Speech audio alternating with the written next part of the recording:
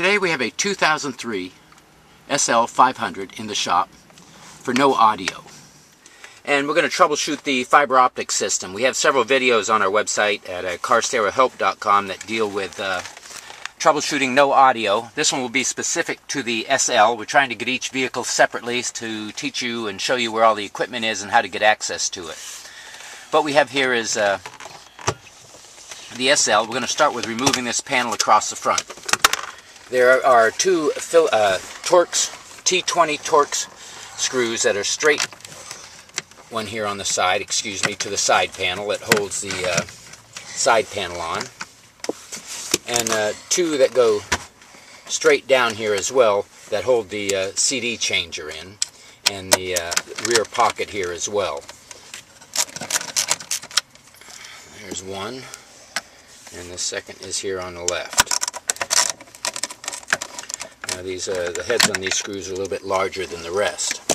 Next we're going to move over to the side panel that goes up the door frame and lift that up, and it comes back from the front. When putting this panel back on, there is a little notch at the front of the panel here that has to go underneath the side panel up front here in order to be locked back in place. Next we're going to pry up along the side of this side panel and pull it forward, and it releases after removing the one screw in the front. This is going to get us access to all the pieces that are in the fiber optic loop here. Next we're going to move back to our T20, and here at the top of this rear panel is another T20. This has a very large head on it for holding the panel in place. There is one a little bit lower here as well. And this is going to, like I say, get us access to the fiber optics in this system. Next we're going to come back and open the center console, and this is going to give access to two screws back here in the bottom, or in the back of this cavity as well. Again, see our website for troubleshooting other fiber optic problems in your vehicle, carstereohelp.com. We also have removal instructions on many of the Mercedes stereos. And we'll remove the second screw here as well.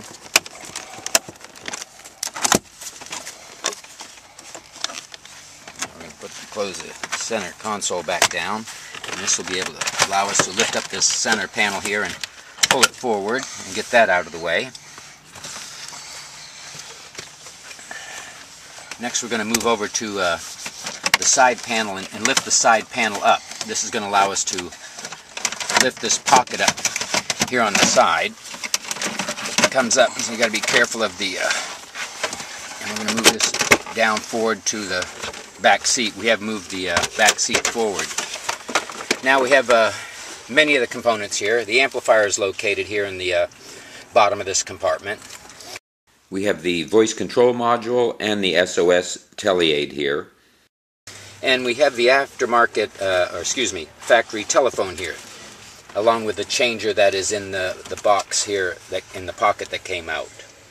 We're going to start with bypassing the telephone first. We have found in many cases the factory phone system is a cause for no audio, but not all instances. This portion of the video is to help you troubleshoot the no audio. We've hopefully helped you in locating all the pieces in your vehicle as to what pieces are in the loop and where they're located and access to them. You can find all this information and help with removal on our website at carstereohelp.com. But fiber optics normally comes two styles, although there is a newer style. Mainly we have the 90-degree connector with the red and white transmitter and receiver, or we have the straight fiber optic coupler. These are all removed from the unit. You can check these and check the unit to make sure the unit's blinking when you turn the car stereo on and off. But we're going to use the fiber optic coupler here. The part number for this fiber optic coupler is right here, and you will need one of these from the dealership in order to troubleshoot this system. You can bypass any piece in this system other than the radio and the amplifier. Bypassing either one of those will give no audio. But to access these connectors, once you remove them from whichever piece of equipment you're presently trying to troubleshoot, there is a little tab here on the back that we can squeeze in and lift up this back piece, put a little crack in the connector here to get our flathead screwdriver in to pry this apart. And this will give us our two fiber optic ends. Now we're going to take our fiber optic coupler with a flathead screwdriver. We're going to lift one end, and we're going to do the same with the opposite end. Now the fiber optic connectors here on the end, they are keyed. There's a little key on one side for the red one and on the opposite side for the white one. So they fit these connectors only one way. So once it goes into the connector, it's going to move all the way forward. And then once it moves in, you click the metal piece down. This locks it in place. We're going to put the opposite fiber optic coupler in the opposite end of the